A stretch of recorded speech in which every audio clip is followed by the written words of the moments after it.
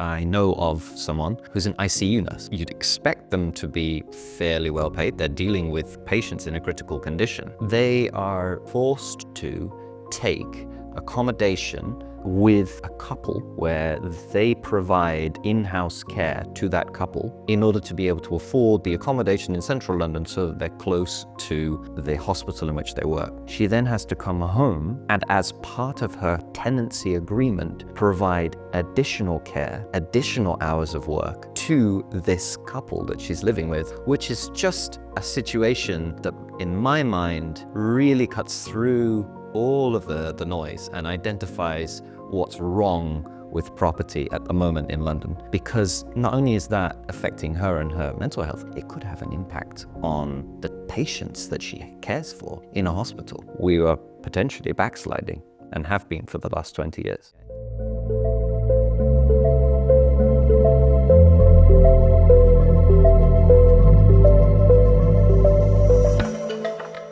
Hi, I'm Tom, chartered architect, designer, builder, and property consultant. Welcome to episode 1 of Property Enlightenment.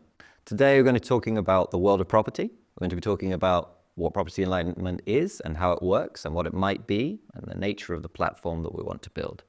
And I'm here with my good friend Tibor Barner. Hi, Tibor. Hi. Tibor is a technology innovator, an Oxford graduate with keen interests and work in the world of design in terms of delivering things that achieve fitness for purpose and that also are focused on user experience. So welcome. I hope that we can cover some interesting topics today. Perfect. I'm very happy to be here. Yeah. So I think we were actually introduced about 5 years ago through a mutual friend. Very stylish, very creative, but perhaps a little bit clumsy. Would that be a fair argument to say? I think she's a quirky, memorable character. I'm glad she brought us together. Excellent. So obviously, as I mentioned, we're here to talk about property. So what interests you specifically about property, the world of property, what you do, and your interests and pursuits? Perfect. So as you sort of framed it, I'm very passionate about designing things that are fit for purpose. Mm-hmm. And I tend to get quite upset about things that are not fit for purpose that I come into contact with. And London residential property is pretty much top of my list in terms of how upset I am about how unfit for purpose that is. So I'm passionate about sharing some views on that and having a discussion that fits into what you're trying to achieve. Oh, excellent.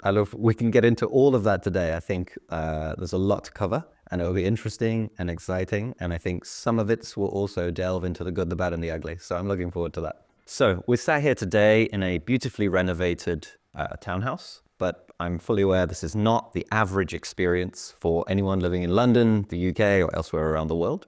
However, I do think that this is always a good way to start, and I do like to start with this question, is what have been your experiences living and dealing with London property for the last 10 years? And as we said, let's do the good, the bad, and the ugly. Perfect. So let's go back to the beginning when I moved to London. I finished my degree at Oxford. I moved down to start a job in banking. So I would consider myself extremely privileged. One would say I was minted in terms of where graduates are.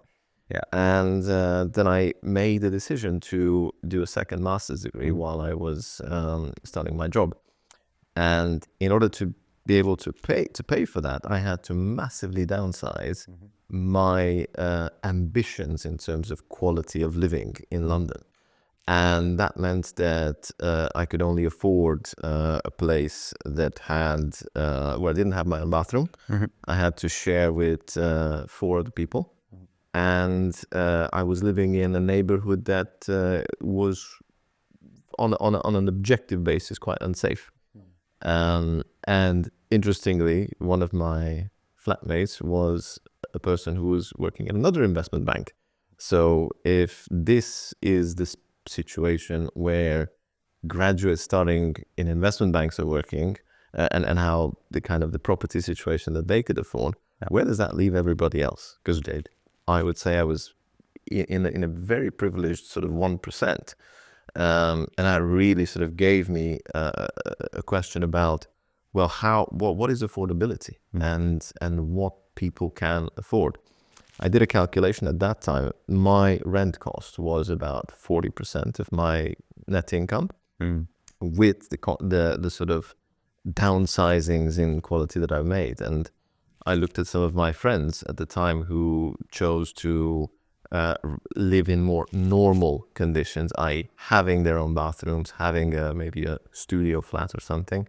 And for them, the ratio actually rose to 65% of It's really high. of net income.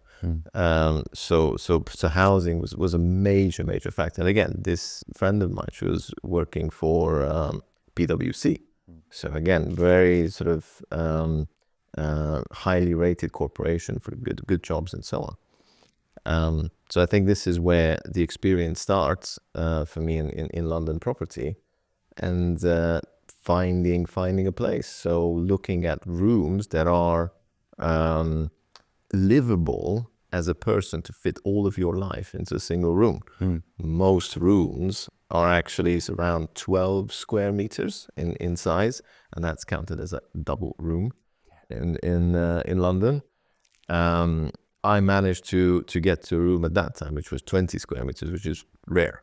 Like that is, you have to really look for that. I think I went to about 30 viewings of large rooms to actually find one that was by European standards sort of medium. Yes.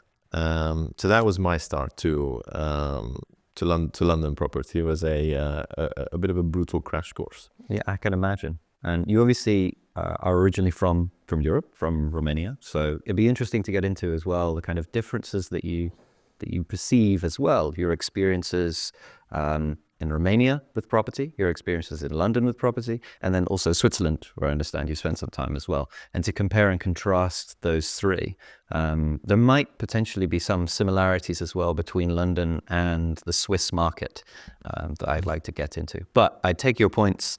They're very well articulated as well on this notion of people spending, 40, 65% of their salary purely on rent, purely on managing and maintaining a habitable space, a room which you probably can't fit all of your stuff into.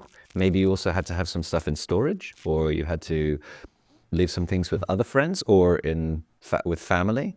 And it's a real kind of concern as well that if people are devoting that amount of money towards maintaining such a small area, just a small habitable area, they have very little left over for contingencies, which obviously then affects health, affects their quality of life, affects their ability to go on holidays or vacations, to travel and see people, to enjoy what you'd expect you'd be able to get working in the, as you put it, the 1% of the top 1% of the kind of the economy. You're an investment banker, you're an Oxford graduate, you expect to be able to come in and have a decent quality of life in London, but you have to kind of accept all of these sacrifices. And ultimately, you're dealing with a property that's not necessarily going to be the best user experience. It's not necessarily going to be fit for purpose. And it may also you could conceive it to be bad value for money. What are your thoughts on that? So in terms of the user experience, it comes down to obviously when the space is limited, how well can you utilize what is available? Number one things that comes to mind is shelving. Yes, wardrobe space, shelving, storage. Exactly. And most rooms that one can rent come with terrible furniture from a fit-for-purpose perspective of the purpose being to accommodate your entire existence in that one room. So in going back to my example, I tend to be pretty avant-garde, and I sort of make changes to places that I live in, whether or not the landlord agrees, and then I decide to argue it out at the end. Yeah. So in this case, I installed an IKEA wardrobe. Yes. And I ended up drilling 2 holes into the wall so the thing doesn't fall onto me when I open the doors. And that resulted when I left that I got £300 deducted from my deposit for what is effectively a 15-minute job to cover up 2 holes with some plaster. But it's still, for me, even if I make that calculation, having lived there for 2 years, the quality of life that I got, even the quality of life improvement that I got from investing into the wardrobe, so paying the money for that, Yeah. and paying for the deposit deduction of having to fix the wall, it's still worth it. Yes, because it was such an upgrade of adding to that living space. And this is a tiny example. But one can extrapolate from here onto what people will generally have to put up with, who are not as courageous and ready to confront landlords and buy power tools to drill into walls and do these kinds of DIY modifications to improve their quality of life in these spaces. But also, speaking of DIY, you can also get landlords that take DIY into their own hands. So I myself have one interesting story I can mention. Renting an apartment in Bloomsbury, which I shared with one other person. 2 separate bathrooms, 2 separate bedrooms, and then a sort of similar space in terms of what we have here, like a sitting room, dining room, kind of through kitchen area, which was great. We had all the amenities that we wanted. We thought we were getting a good deal. And then, of course, while we were living in that apartment, the landlord just decided that they were going to renovate it. And they decided to just throw a dry lining wall through the middle of the amenity area. So basically what you have here, this reduced by a half to 2/3. And they installed a door in that, and that became a bedroom. We weren't consulted on it. We weren't given any kind of say or choice in the matter. And then obviously afterwards, when we said, well, obviously this isn't the same value for money that we were getting before. We don't have a space where we can entertain people, etc. Now there are 3 people living in here sharing 2 bathrooms, where before it was 2 sharing 2 separate bathrooms, 1 each. This is a downgrade. Is there going to be any change in the rent? No change in the rent. And then, of course, when it came to the end of that tenancy agreement, they said, oh, you've been a great tenant. You're going to stay with us, right? And I'm like, no, this is not good value. Why would I stay with you? You've ruined this space for me. As soon as I can get out, I'm going to get out. And I did. And I left and moved from there to another place in Fitzrovia, which was much better, suited for purpose. And that takes us to a point that I want to touch on, which is the nature of the rental agreements that you make with landlords. And the first one we had was for individual rooms. There was a lesson. I think we technically learned that lesson when we moved to the new flat. We rented the entire apartment ourselves and just shared it. So it was only the 2 of us. There was no way the landlord can come in and just throw walls in and add additional inhabitants to the house. But I mean, it was possibly legal, but I don't think it was ethical. And I don't think it was fair on us as tenants. And I felt in many ways like my rights were kind of trampled upon because I hadn't been consulted in any way, shape or form. I'd just been forced to accept this horrible situation. And it turns out that I got on fairly well with the new tenant, but I would never want to be in that situation again. But there are many people who are forced to because, as you say, they can only afford to rent by room, or they have to club together amongst themselves, and they have to come up with a large deposit to take the whole flat as a single rentable entity. I think that's another interesting example. I mean, that definitely is a solution, but it has so many difficulties. I mean, finding a group of friends who have rents co-terminating at the same time to be able to move. I mean, it's easiest when you move out of university and you move in. That's sort of a natural timeline to align this. But after that, it just gets harder and harder. Somebody moves out, then do the other 2 people of the 3 pay for that shortfall in rent? They have to, in effective. So it is really challenging for a single young professional to find their way into anything but a room rental unless there's an enterprising lead tenant who takes on all the risk and then sublets and so on. I have friends that do that, and that becomes sort of a side hustle to manage, again, cost of living to some extent. Yeah, I think cost of living, we're going to come to that over and over again today. It's going to be a defining feature of the conversation. Yeah. Let's return to living elsewhere. You've obviously You are yourself from Europe originally, from Romania, but of Hungarian, Romanian background. So you speak multiple languages. Kudos to you. And obviously you've lived in Romania, you've lived in Switzerland, and you've lived here in London. And so let's compare then Switzerland, London, and Romania. I'd be interested to hear how your thoughts on how the rental and mortgage and property markets compare between those three places. Sure.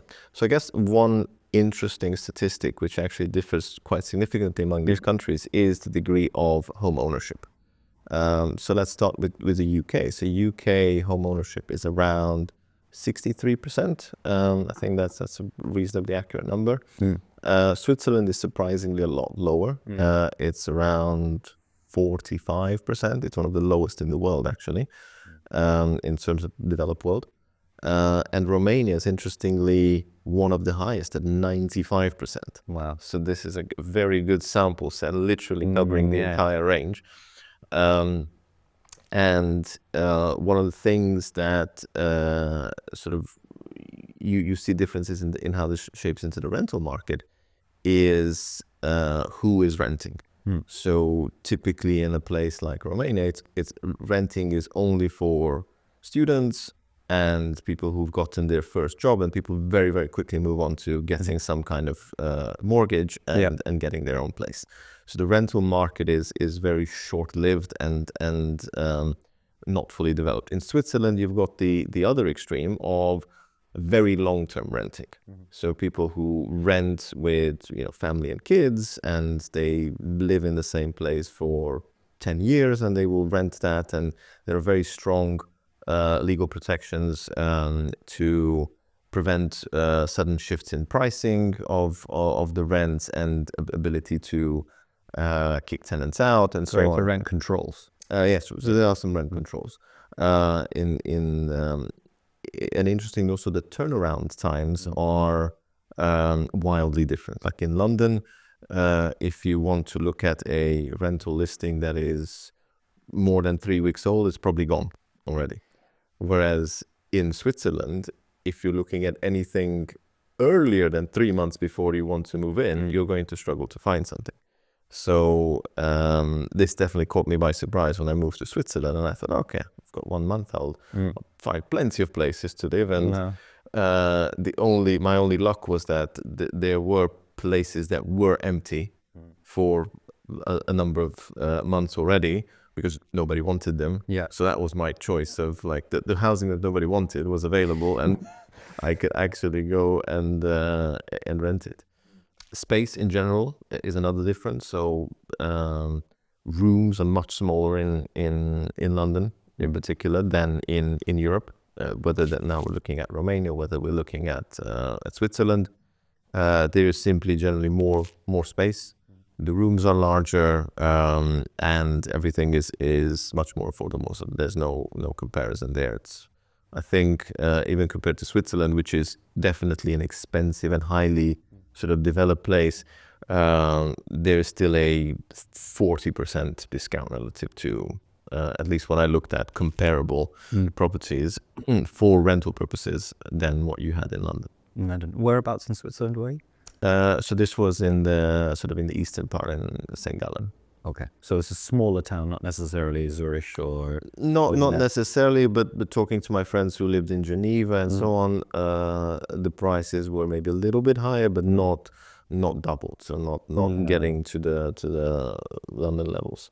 Okay, that's interesting to look and to use those as a yardstick to compare. And obviously I do accept London's obviously a much more competitive market, and there's less houses and we're not building enough houses. So all of that factors into the mix. Land isn't as plentiful as it is in Romania and to a lesser extent in Switzerland. But it'd be interesting as well to talk about the quality, the differences in quality that you have. And I think like maybe particularly in Switzerland, the standard of the accommodation, in theory, I would expect it would be better in general than you would experience in London. So I happen to live in an older building. So that's a good comparison, because a lot of the buildings are in the UK older. And yes, there is definitely a quality difference from what I've seen. it's the older buildings in London, even the ones that are renovated, Yeah. it's more slapping a coat of paint on and doing something about the windows. But that's the extent of it. The floors are not straight. The doors don't close properly. It's borderline shocking in many ways, especially when you're stuck into this dynamic of renting the room, where you have no ability to put pressure on the landlord to make repairs, to put things into good order, things that you would have certain rights as a tenant renting like a full property. Interesting. But I mean, what you touched on there is also slightly cultural as well. For instance, in Switzerland and Germany, if something wasn't done right, they'd fix it. Or within the realms of, or someone would put pressure on someone to fix it. But in London, it's more kind of, we'll just kind of like, can we make it work? Can we get away with it? That's, I think, a problem. But that's a cultural difference as well. But still, the competition is there in London. So because the competition is so stiff, because it's so difficult to get these rooms of a certain size, flats of a certain size for a certain price, even if it's not all completely in order and in good condition, there are enough people that are willing to offer money for it that in some ways they don't need to address some of the what might be termed more off-putting or fundamental issues that you would have had in Switzerland or Romania. Is that possibly a fair argument to make? That is true. That is true that there is such a pressure on people to just find a place to live that you will have to accept things that you know are bad choices. Yes. And the only thing you can hope is that reasonably quickly you can move on, which then adds another cost because moving is a cost. So we discussed. When you break it down into what is your total annual spend on your living expenses, if you factor that in with your time of looking, finding things, updating administrative things, it actually starts to sort of really creep up on top. Yes, of course. Do you think in general that London property is good or bad value for money? So this is a clickbait question. Obviously, we're in the realm of somewhere between very bad and terrible. But yes, but let me sort of go into that. In terms of, we touched a little bit on the statistic of, I used to pay in my first stab at the property market, for 40% of my net income. My friend used to pay sort of 65. What is normal, right? What should be affordable, and the Resolution Foundation has set sort of a threshold of 35% of net household income as being a good reference of what is affordable. Happy medium. So things above that are sort of, to the different degrees, more and more unaffordable. The Office of National Statistics set that at 30%. So that gives you an element of, even with my downsizing, I was already sort of above that threshold. Now, there was an interesting article in October last year in the Financial Times talking about ONS data, which looked at median incomes, median household incomes, and what proportion of the median rent consumed from that. So they're at an average of 26% for England and 35% for London. So looking back at kind of affordability, this would feel that somehow in London things are maybe borderline unaffordable for the median person.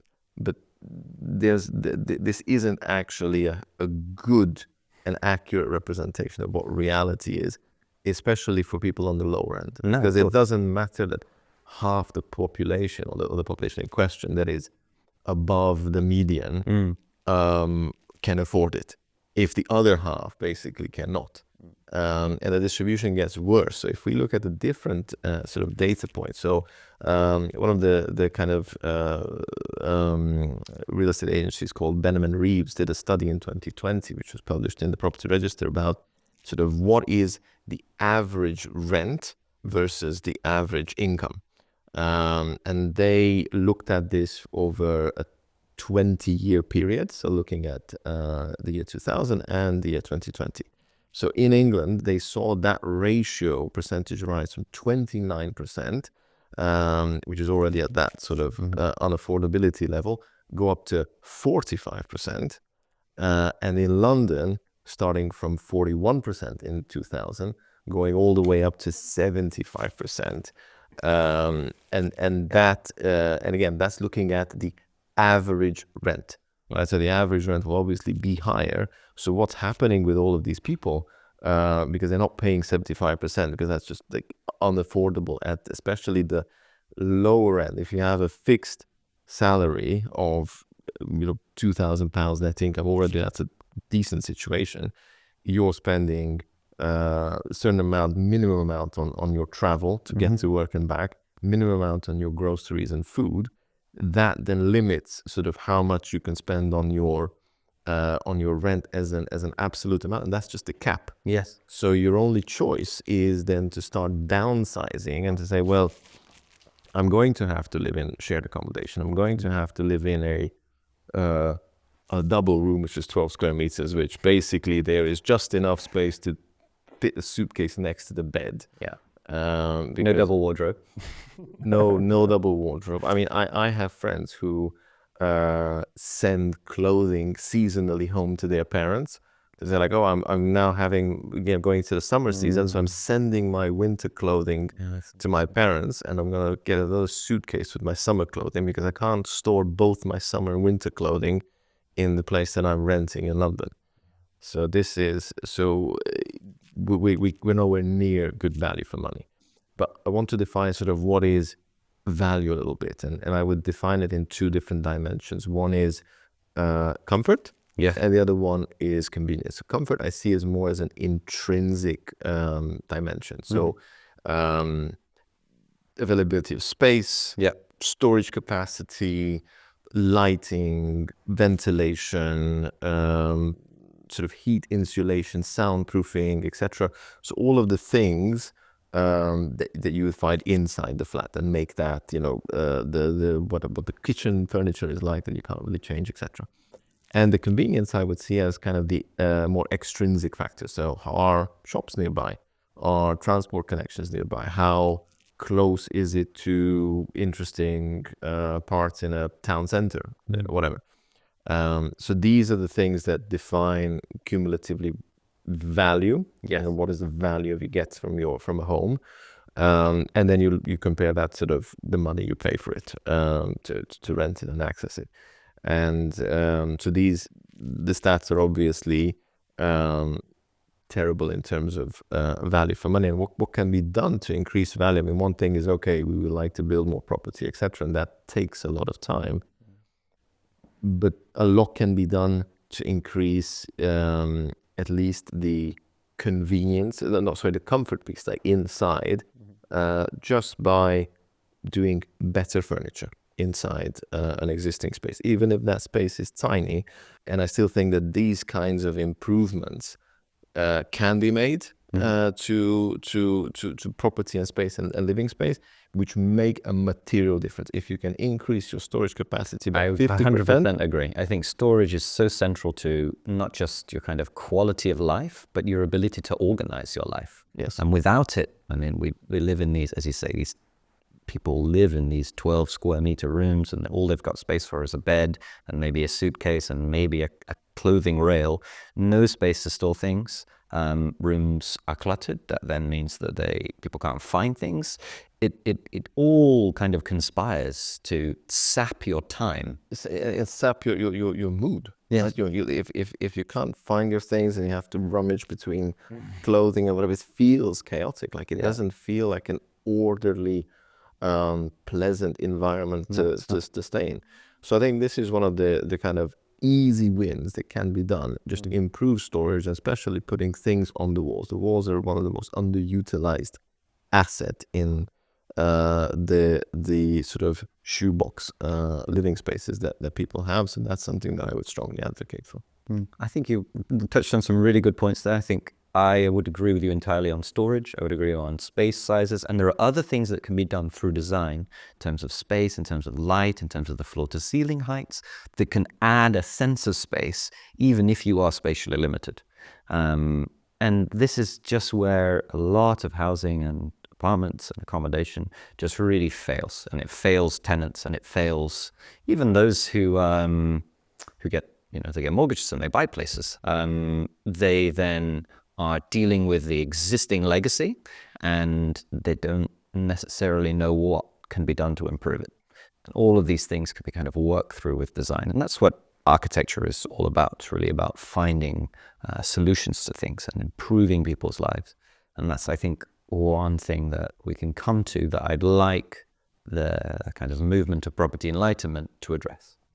Would you say that it's fair to argue that for a sizable number of people, not the majority, but a sizable number of people, that we are kind of, in the world of property, that is, sliding backwards in some way, i.e.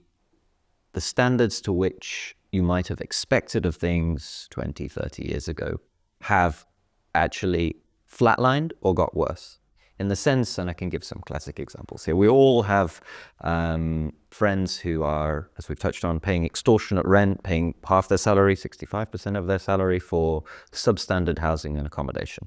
It might be moldy, it might be damp, it might be too small, it might lack storage, they might be relying on seasonal wardrobing, moving things from here to there. In addition, I also know of people who, for lack of an alternative, have been forced to live in vans, who've been forced to live in canal boats rather than to rent or purchase a house. And I even know people who have taken on what was probably unthinkable 30, 40 years ago, which is taking on roles as property guardians, where they live in disused offices, old warehouses, docks, buildings that lack adequate sanitation, or they lack hot running water, or they lack adequate ventilation, and they're living there on a very subsidized rent because they can't afford to live in that particular area of London or elsewhere, and to charge and to pay the fees that are expected, the standard prices that landlords were soon to pay. And does that take us to a situation where things are sliding back into a kind of, are we now inhabiting a dark age of property in some ways, shapes and forms? It's a very, very interesting example. I can actually relate personally that in the office premises that I'm renting for one of the startups that I work with in Romania, the space used to be a residential property, used to be a flat, which was converted into an office. And so that when I spend time back home, that I don't need to pay for hotel or rent another place, I've converted part of that into sort of an ad hoc Airbnb.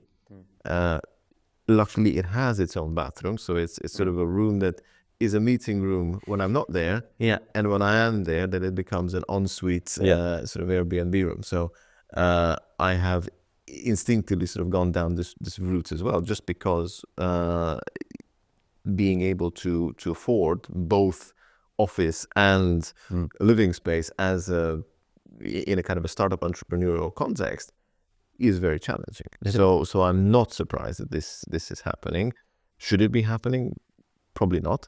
But it's interesting that you brought it up. It's personally also. Yeah. I mean, it's not a situation that I myself found in, but I have had friends, colleagues who did these things because they weren't willing to spend $2,000, $3,000 to $1,500 in rent on whatever they could find. They didn't accept that was reasonable for them to expend more than 50%, more than 60% of their salary in some instances on accommodation, and have so little left over that they couldn't afford, things that bring joy to life, like traveling or going on holiday. I have an even better example. In London, one of my friends became a professional pet sitter Wow. for 2 years, Yes. going from accommodation to accommodation, looking after pets, to effectively live rent-free. Yes. And then in periods where she didn't have kind of a booking, she would crash on friends' sort of floors and sofas and whatever. All of this as a mechanism to then save up money so that she can then Exactly. put down a deposit for a mortgage and then move into her own place, of which immediately she subletted one room to manage the balancing costs.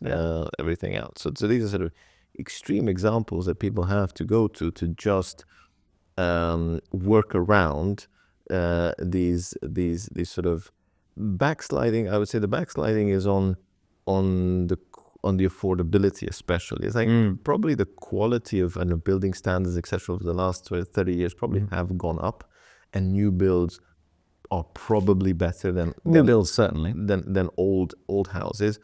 But if they are financially out of reach, then for people who are on lower incomes, that property market doesn't exist. It's not available to them. Exactly. So they're forced to go to these older properties that might have mold, or they might have rising damp, or many other issues.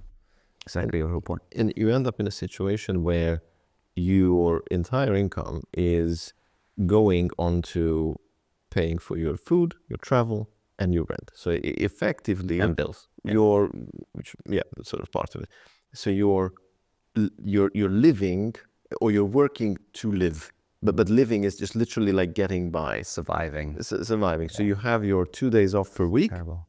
where you can go to the park or do something, and that's about it. And I know people who work in hospitality as chefs with 10 years of experience, and they are living paycheck to paycheck, barely managing covering rent costs and so on.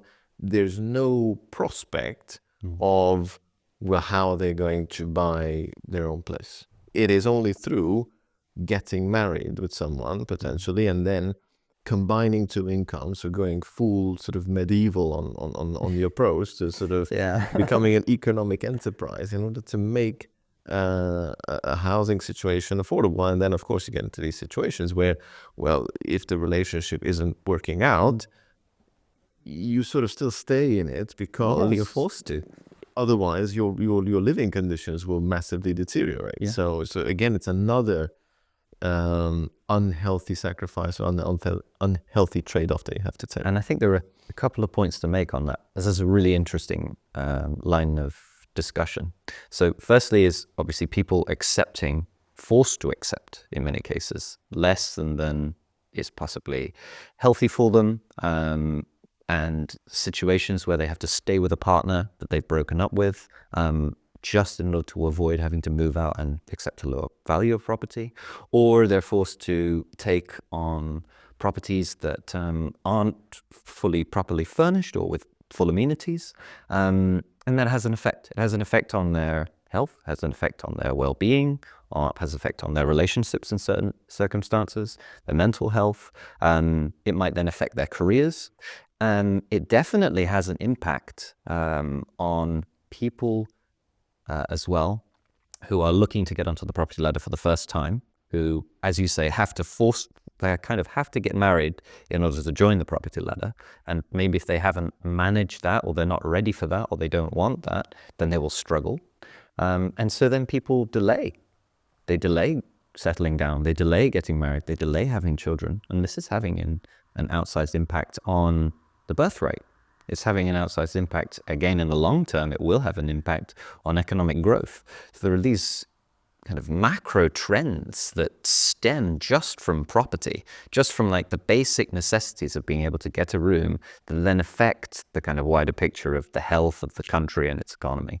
So that, I think, is that realization I had, the power of affordable accommodation, really cuts through the noise to my knowledge and to my understanding.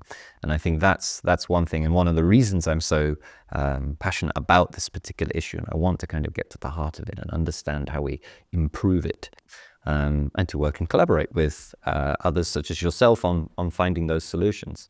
And that's one. And then the other example is the effect it has on people's careers. So I give a fascinating second example, which is I know of someone who's an ICU nurse. That ICU nurse, obviously, you'd expect them to be fairly well paid. They're dealing with patients in a critical condition. They are forced to take accommodation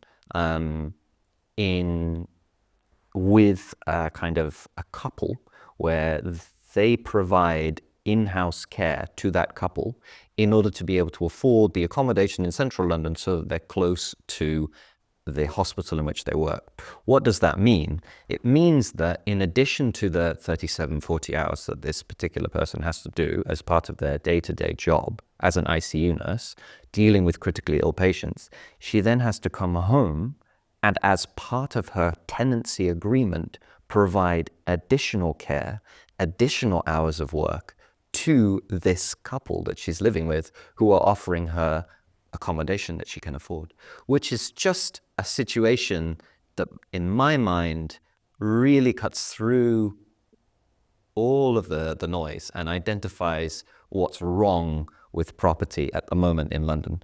Because not only is that affecting her and her mental health, it could have an impact on the patients that she cares for in a hospital. And to have a situation like that in the 21st century, you'd have thought that we would have got past this, but in some ways, that's what I mean when I say we are potentially backsliding and have been for the last 20 years because of the affordability crisis that we have in London and the UK. Going back to your other point around the relationship and delaying settling down, this is a challenge of most large cities, and most of the world's population is living in large cities. Sure. And therefore, this is becoming a global phenomenon. I agree. London is probably spearheading this thing. But again, comparing to what's happening in London with people settling down, having families, etc., versus what's happening back home in Romania, Eastern Europe, as an example, it almost feels like the two different universes. In Romania, it's perfectly normal to settle down by age of 30. You have your mortgage, you have your life in a stable situation. In London, by age 30, you're lucky if you've gotten your career roughly under control, and everything is sort of delayed by at least 5 years, if not more. Sort of 7, 8. And as you mentioned, that gets to the point of potential sort of involuntary childlessness by not being able to sort of conceive and settle down. And that is going to have a really serious impact on the next, the current generation and the impact of the next, and who pays for pensions, who pays taxes, all of the social imbalances that stem from that. So it's a butterfly effect problem. And it's a butterfly effect, and it's also a lead weight, like a lead weight around the necks of all of these people in these conditions. And it's not just kind of struggling to kind of make ends meet, and the amount of outlay and expenses that you have to maintain a property, or the sacrifices you have to make in order to be able to afford the down payment on a house. It then has effect on the on like the fertility window for couples who then struggle to kind of have children because they've kind of left it too late, and then targeting things like IVF as well. And obviously, to all of those people who wish to take IVF, there's nothing to say that they shouldn't, but to be able to kind of address the issue without having to rely on that, I think would be a better kind of position to be in. That you could, as you say, like you have in Romania, and potentially like you can find elsewhere in the UK, particularly in sort of rural areas, you can find kind of in the Midlands and the North, where people haven't moved to towns and they can still afford to get a house earlier in life, and they could probably do that by the time they've got their kind of first or second job. They don't need to be renting anymore. The down payment they need to make is smaller, and then they can get that house, and then they have the opportunity to choose to have children, get married, do whatever they want to do from an earlier age without it affecting their kind of fertility window as a couple. And I think that's, again, another impact and consequence of this affordability crisis. And I think the resolution has to be found in being able to offer property, affordable property, that's reasonable and rational and has all of the kind of basic necessities to kind of facilitate people to rent to a point and then be able to get a down payment and buy, and then it enables them to get onto the property ladder and then achieve what they want to achieve in life without having to wait until they're 45, 44, 42, whatever. I think it's an important goal to have, and that's one of the things I want kind of Property Enlightenment, the movement, to kind of address and deal with. Absolutely. It comes down to policy and regulation to some extent, because if there aren't enough properties built, yes, then anything else is sort of noise. So there's been successive studies about what is the housing shortfall, and that consistently isn't being met because of planning restrictions, because of everybody finding a reason to object why some building cannot be built. yes, All of this is not just an administrative exercise, because these delays push up the cost of the project overall. Yes. Sitting on a piece of land that is not developed, paying lawyers, paying surveyors, everybody to sort of go in this merry-go-round process for a year, all of that adds on to the cost of the property, which somebody has to pay for in the end when it finally gets built. So it is a policy failure of lending too much weight to NIMBYs, and everybody says we should build. but these are NIMBYs not in my backyard. They don't want anything around them. They would rather their home was, all views from their home were uninterrupted, and there was just them in perfect, splendid isolation. Exactly. So everybody says we should build. Everybody says not here. Not here. Going back specifically to London, this sort of, I think it's a great example of mismarketing. So calling the area a green belt, like, oh, everybody thinks it's like Hyde Park. Like, no, it's not. It's just land that should be used, and all sorts of rubbish old buildings that need to be bulldozed to the ground, and much better quality built up. But you need to have a bit of executive authority to be able to say these buildings are just rubbish and they need to go down. I can touch on that. So I think we obviously have a new government here in the UK. That government is doing one thing, in my opinion, which is better than the previous government, which is it's very keen to set national house building standards again. And it's targeting, I think, 1.5 million homes over the course of this parliament, which breaks down per year, hundreds of thousands per year. Obviously, that's going to be a step in the right direction, and they're going to try and streamline the planning processes and do other things to try and encourage house building. And they're going to do so in areas of the kind of grey belt areas, as you're describing, on the outskirts of cities, where, you know, there's derelict land or old warehouses or old car parks or whatever that can be used, and potentially also some new towns out in the green belt. But I still don't think that's going to fundamentally address the question, because that's only part of the puzzle. As long as you have a kind of growing population, and the UK and London is a growing population, you have net internal migration to cities like London, Birmingham, Manchester from regional towns and villages, and you have net international migration to the UK above the levels of people who are leaving. And so as long as there are more and more people coming and we aren't building enough homes, supply, demand, it's obviously going to lead to a situation where competition continues to increase and people struggle to find a property that's right for them at the price that they're willing to pay. And that, I think, is another area that we need to kind of think about and address. How do we how do we look to not just kind of lobby government for more houses, which we need to do, but also to try and find solutions in cities where, you know, there are sites that can be used and that you could potentially design and build on that site a kind of a high density development, and to do a lot more with height. I think London has overlooked the height issue for a long time, and to achieve greater density and to achieve a number of kind of units and cater to what people want, we need to offer more units. So they've got to go somewhere. And I think in cities where you have access to facilities and amenities, those could be one potential solution in the mix. London is a very low-rise metropolis by global standards, and there are just a lot of old houses that are ill-suited for today's needs in terms of compartmentalization, number of bathrooms, sizes of windows, materials used, etc. So freeing up space inside the city, let alone sort of building on sort of greenbelt and whatever, and then going up. Absolutely, going up. I think we have to go up. That's very true, and that's a good point. So it needs to be obviously address the kind of the density of housing, the units and numbers of housing. Those are important points. The design and quality of it. You also need to think about, as you've said, the standards to which you build it.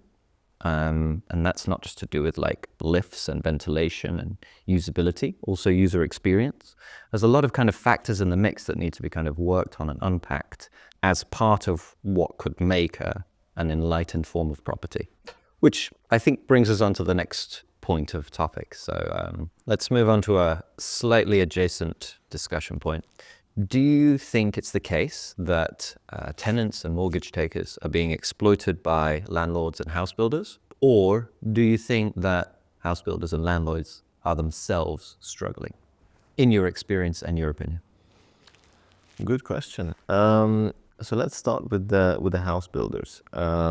Where house builders are probably hindered is their ability to get projects off the ground.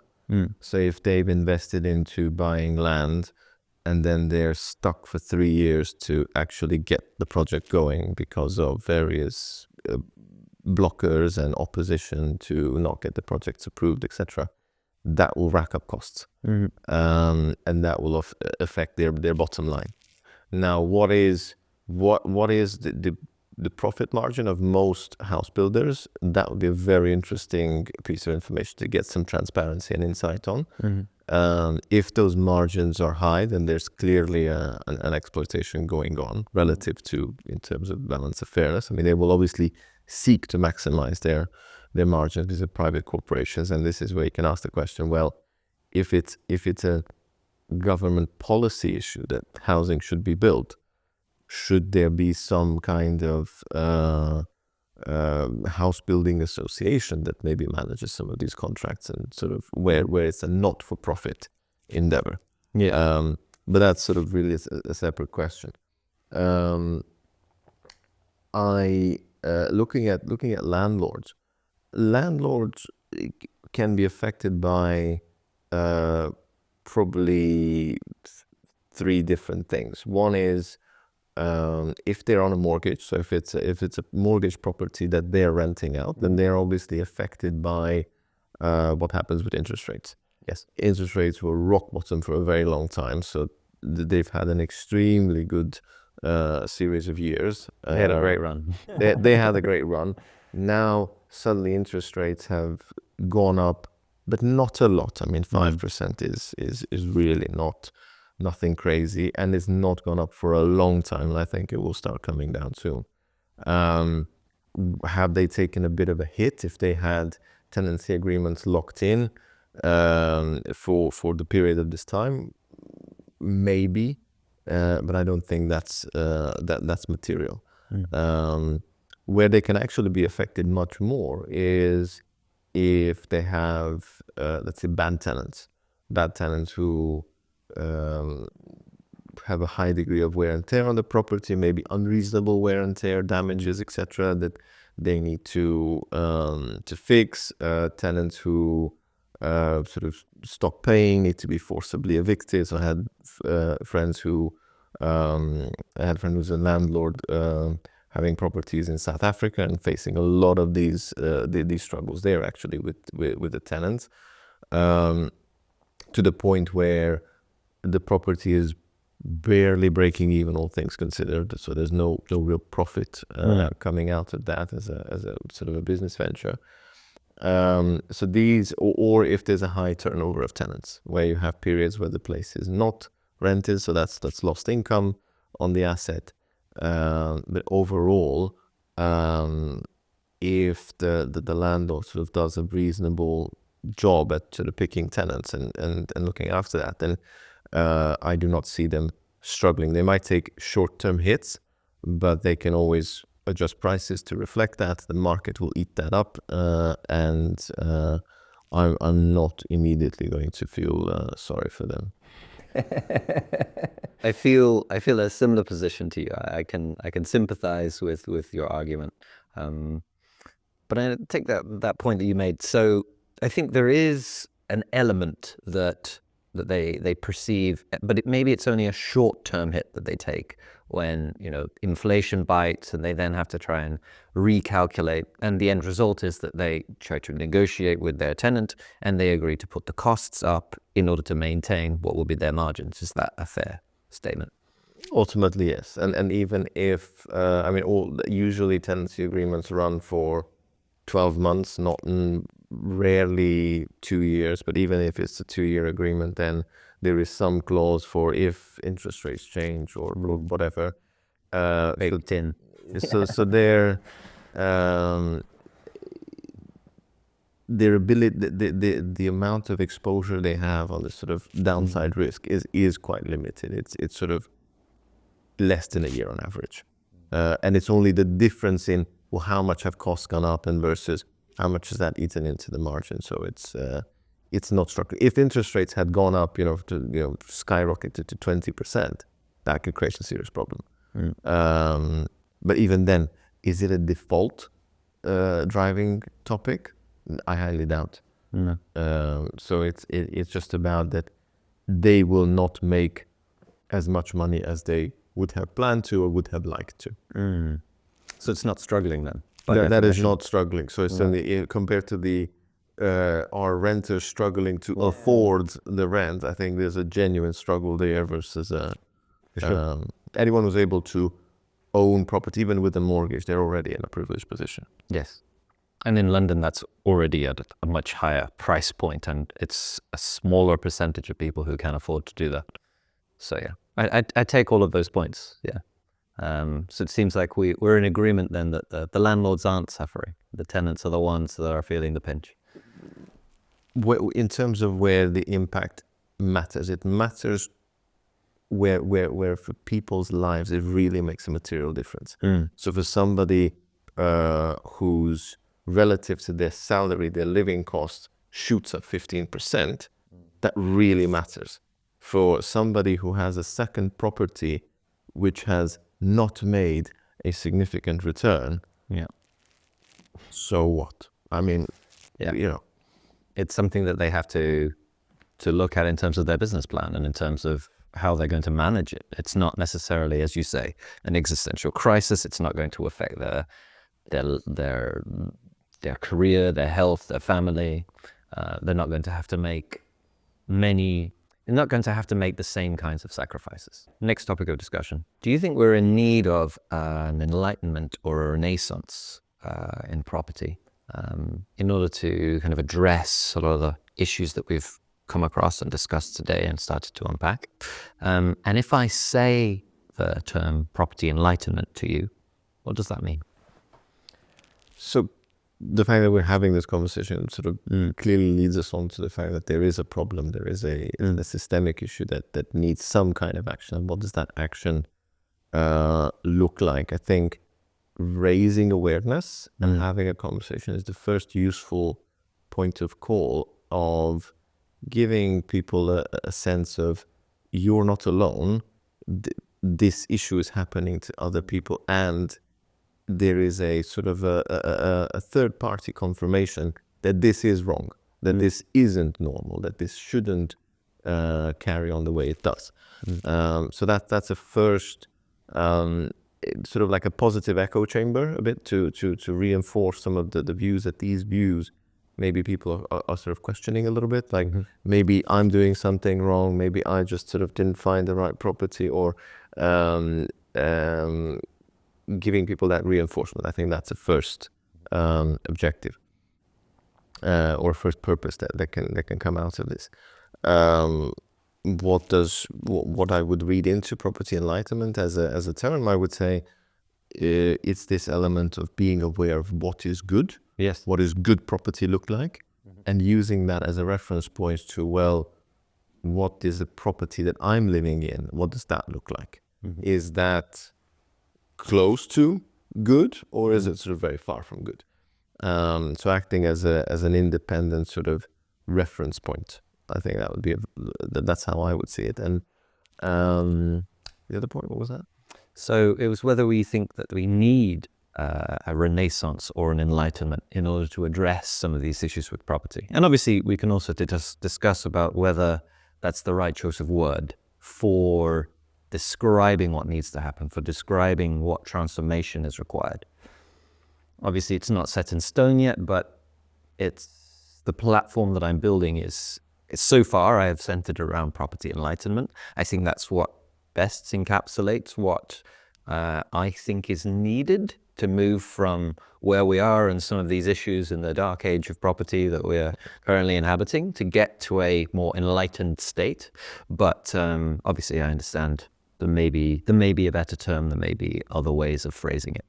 So I think, okay, I got different now. So enlightened property is I think what is the output of somehow this process of getting to property that is by some independent standard really certified as fit for purpose or graded in some shape or form. The same way we have these energy gradings of on household appliances. I think something like that even for a room. How livable is this room? Yes. Does it have good storage? Is the furniture quality good? Is it lighting, ventilation? Like what is the rating of that? I think that would be quite beneficial, both in terms of understanding what we have and also understanding what we should build. So I think that as an output would make a lot of sense. And in terms of the enlightenment, I think it is exactly this process of raising information. So yes, becoming enlightened, becoming aware, raising awareness. Yeah. So definitely the raising awareness piece is lacking because not enough action is being taken. So to get to some action, we need more awareness and we need louder voices to. People need to be aware that the fact need to be made aware and introduced to the idea that maybe the status quo isn't an ideal. It isn't have to be this way. It's not necessarily the only way that things can be, but they can move forward, they can progress, things can improve. It doesn't have to be this kind of accept exactly what there is without change and without question and continue to pay more and more and more for it every year. I think that is what I want to try to tackle. And in addition, I like the word you use, process. I do see it as a process as well as a product. And I see it as a process because the choice of the two words, Renaissance and Enlightenment, those were processes. Those were periods, eras of history where people from different backgrounds, people from different professions came together and cooperated and collaborated and found solutions to things. And so you had the great masters in the Italian Renaissance who took their knowledge of science and medicine and applied it to art and architecture and were able to make leaps and bounds in terms of improvements to structures and what could be achieved with buildings and the design and beauty of those buildings. And in a very short space of time, they were able to achieve a lot more than had happened in the centuries previous. And it was that kind of fertile overlap, that coming together of people and in the ideas and ingenuity. And that is why I use and refer to the term enlightenment and renaissance. I see it in that same kind of vein and that same kind of concept. kind of bringing people together to try to find those solutions.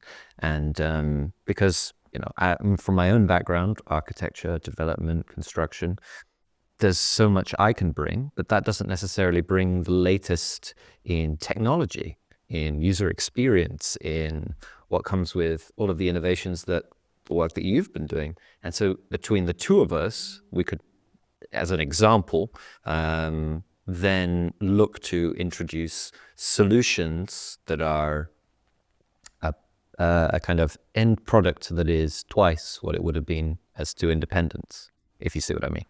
That's what I see and understand and want to take forward with this idea of property enlightenment. Absolutely, makes sense. And bringing technology into the mix. Often it can be some very, very simple things that can take things to a next level of usability, of convenience and comfort. I'll give a very simple example. I have a radiator in the bathroom, an electric radiator that has an on and off switch. And if I turn it on, it just stays on. And, do I forget to turn it off when I go on holiday? Yeah. I probably do. Yeah. Because I'm rushing to go to my flight. It's a complete waste of energy. Yes. And they just, of course, can I get a smart thermostat? Can I redo the wiring? Can I install? Yes, I can. But why should I have to do that? Why is that not part of the solution from the get-go? The marginal cost of adding these things into a build or a renovation is a rounding error relative to the whole thing. So why is it not done? It's just laziness and bad design on behalf of those actually doing these work. No, I take the point. And, smart meters, smart systems, smart buildings all include these things. This is like technology that's been around for 20 odd years. Like, it could be in every home. It could be in all new build, but it's not.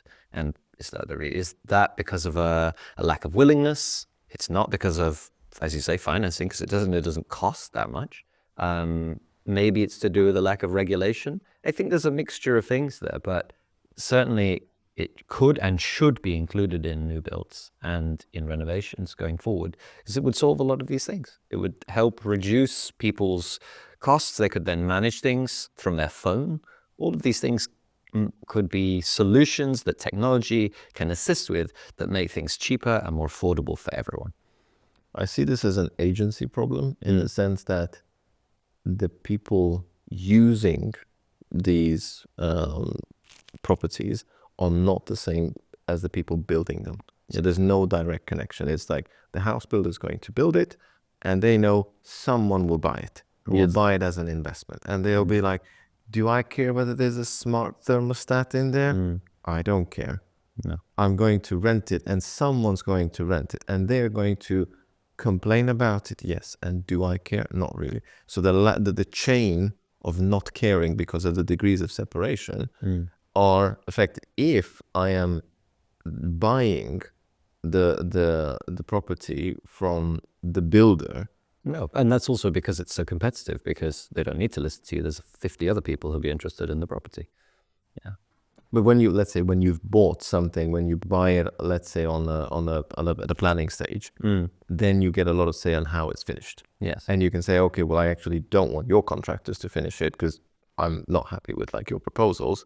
But I think what I'm getting from this is that there would be demand for products that offered exactly what you described, greater agency, that offered to be, okay, you could be offered a range of kind of residential products, units, if you like, that come with levels of smart meterings, smart buildings, that come with fixtures and finishes and ventilation and water filters, air filtration, all of these things that enhance people's health and performance. And if that was offered as part of a kind of standard range, I think a lot of people would actually take it and they would like it and they would react positively to it, and they would see that as something desirable to have. The way again I see that this can be somehow enforced or incentivized again is some kind of a certification. If you say that this is a let's call it for the example, call it smart property. Is this a smart property approved build? That it can be something sort of a very black and white, easy to identify metric that people can search for. Like, oh, I'm looking to buy a property, even from a second-hand landlord. Is this property smart? No, it's not. 10% off the price. Exactly. Because we know that that's a standard. Exactly. So it needs to get to a level of that becoming a standard, so that it can be used as a pressure point to say, your property is not up to standard. So how about you invest into it? And that can then trickle down into the rental market to say, can you say that you are in a smart property? No, you're not. So why are you charging the same price as somebody who is? And that it slowly has that pressure. It will take time to ripple through the system. Of course. But then it becomes something desirable. It becomes something that the market would want. Do you live in an enlightened property or a property enlightenment smart property? Exactly. Oh yes, I'd love to. I'm willing to pay. I'm willing to take that over one of these other properties. Yeah. So initially it becomes maybe a premium, but then it becomes a standard, and everyone who's not having it is sort of having to say they have to then meet that standard. So then generally it helps improve properties across the board. If we look at, again, just energy ratings, so if you're looking to buy a fridge today and your fridge is not A or A plus, you're going to be like, what's going on here? What have you guys been doing over the last 10 years and improving the design of this fridge? You're not going to take the D-rated fridge when there's an A available. No. Exactly. Yeah, exactly. I think that's a nice point to bring it on to the next question as well, which is, okay, we've established that there are a lot of things that we need to look at, from standards and kind of championing property enlightenment through lobbying and in terms of politics and legislation. And then obviously design, that's a key part of that, taking aboard all of these points about smart design and smart buildings. But to look at next steps then, property enlightenment, what do you think should be the kind of goals that the movement sets for itself in the coming months and years? So more holistic goal is, I think, channeling a bit of the outrage energy. I think there's plenty of outrage to be had out there, and finding ways to capture that and gather that, and then being able to channel it as a force. Yes. To put pressure on, to name and shame different organizations who are prolifically, doing unjustifiable corner cutting on building new buildings, who are building hundreds of units, and they keep perpetuating sort of bad practices, for example. So that these could be steps taken. And then the other direction is developing some very specific and usable standards that have maybe the broadest applicability, such as what is the storage capacity of a room that someone's renting? Is it like how many linear meters of shelving space are available? So putting in some kind of KPI which anybody can sort of check to say, okay, well, the same way we have the indicator of 35% should be the affordability rate for your rent to income ratio. What is the per person recommended storage capacity that should be available for you to have a normal life? What is it? I don't even know what that is, but it would be interesting to define that, and then that can become a benchmark to say, where I am living, am I on the mark? Am I below it? Am I above it? Because it becomes a metric on which things can be normalized. So defining such metrics, which even on a community level people can start using, I think would be a great step, and something that I would definitely want to get involved in. Okay. Thanks for that. Thanks for sharing all of those. Finally, this is a question I always like to ask. What's your own property goal? How close are you to attaining it? What things are standing in your way? What would you like to do about those obstacles that you have? And how would you like to get from where you are to where you want to be? Great question. In my case, the blocker is purely administrative, as in I have the funds for a deposit. I have the income to be able to pay for a mortgage that is at least the quantum of the rent that I'm already paying. The challenge is that because my income is through companies and self-employment structures and so on, even though there's a 10-year history that's available for that, the banks don't take that into account. Interesting. Or they so heavily discount it that it becomes meaningless. The only thing that matters is being on traditional payroll of a company with PAYE. exactly, and with a permanent contract, etc. That is somehow the only currency that works. I think this is an absolutely ridiculous situation. If we look at sort of my profile of someone who's worked in tier 1 global corporations, has a stellar academic background, there is no question on whether will I be able to pay for my mortgage. Yes. Worst case, I will go and get a job. Right now, I'm just doing something else.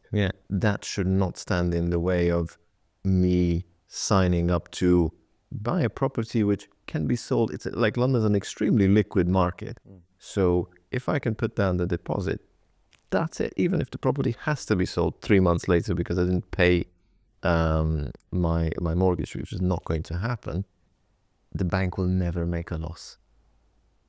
So, And you've worked for banks. So you are a kind of a sure customer in many ways. yes. So the banks will never make a loss on a property that's already had the deposit paid on it. I agree. And I actually have a friend who was priced out of the London market in exactly the same situation as yourself, because they're in a kind of self-employed situation where they don't have that history of PAYE, which is the kind of UK salaried tax kind of band where you can prove you have regular salary and a regular contract, employment contract.